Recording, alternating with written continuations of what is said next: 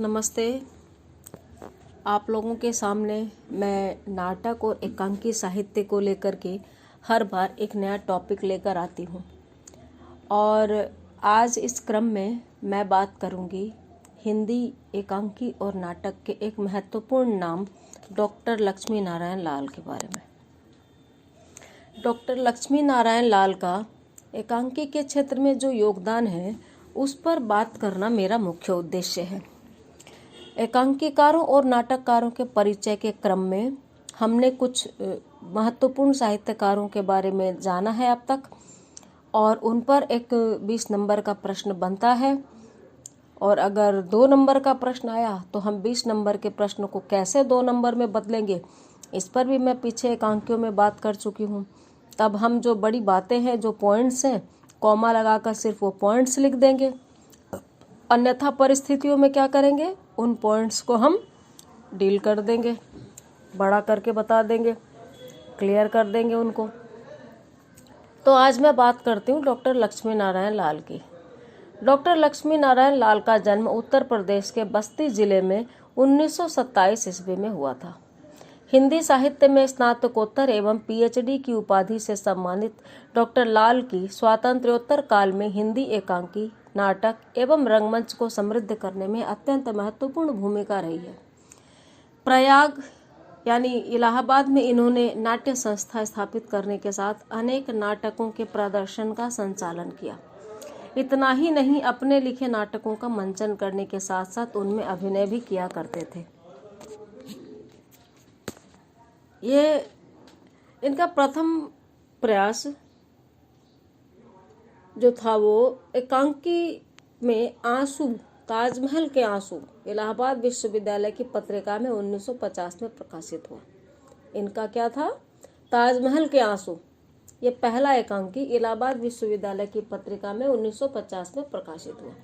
यह एकांकी आधुनिक भावबोध से इस सुरम्यता से अनुरंजित था कि आधुनिक हिंदी जगत को डॉक्टर लाल की नाटक प्रतिभा का सुस्पष्ट परिचय मिल गया। शुरुआत में हालांकि डॉक्टर लाल ने ऐतिहासिक विषयों से संबंधित एकांकियों की रचना भावना और कल्पना के सम्मिश्रण से की, लेकिन जैसे जैसे उनके भीतर का साहित्यकार समाज में प्रतिष्ठित होता गया, बारीकी से सामाजिक उतार चढ़ाव को देखने लगा। उनके एकांकियों में धीरे धीरे वर्तमान सामाजिक जीवन की तमाम कटु सच्चाइयां लाक्षणिक एवं व्यंग्यात्मक शैली में अभिव्यंजित होने लगी। डॉक्टर लाल का रंगमंच से गहरा जुड़ाव रहा। वे जब तक जिंदा रहे, नाटक और रंगमंच के विकास के लिए विविध प्रयास एवं नए नए प्रयोग करते रहे। उन्होंने अपने नाटक एवं एकांकियों में आधुनिक जीवन की विडंबनाओं पर तीखे व्यंग्य किए हैं। पौराणिक प्रतीकों का प्रयोग भी उन्होंने आधुनिक परिवेश की विसंगतियों को प्रभावी ढंग से रेखांकित करने के लिए किया है।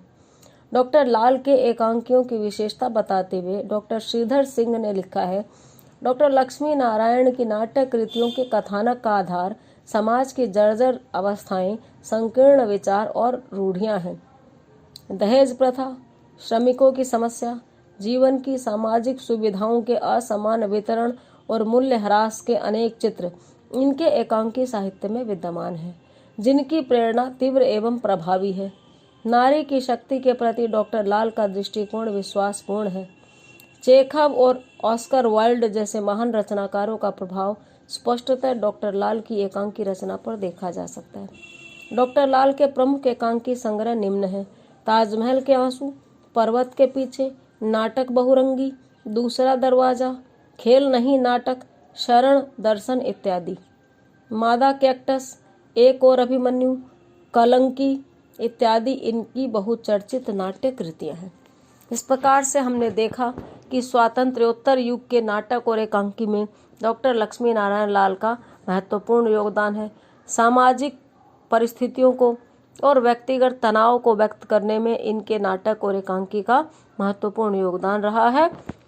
इसको आप बार बार सुनेंगे तो आप इस विषय में अपनी राय कायम कर लेंगे। आप बिना मेरी सहायता के भी लिखना शुरू कर देंगे।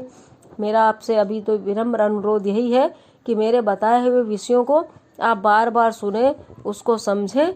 आपको न सिर्फ खुद में बोधगम्यता बढ़ी हुई महसूस होगी, बल्कि आप स्वयं अपनी राय कायम करने लग जाएंगे।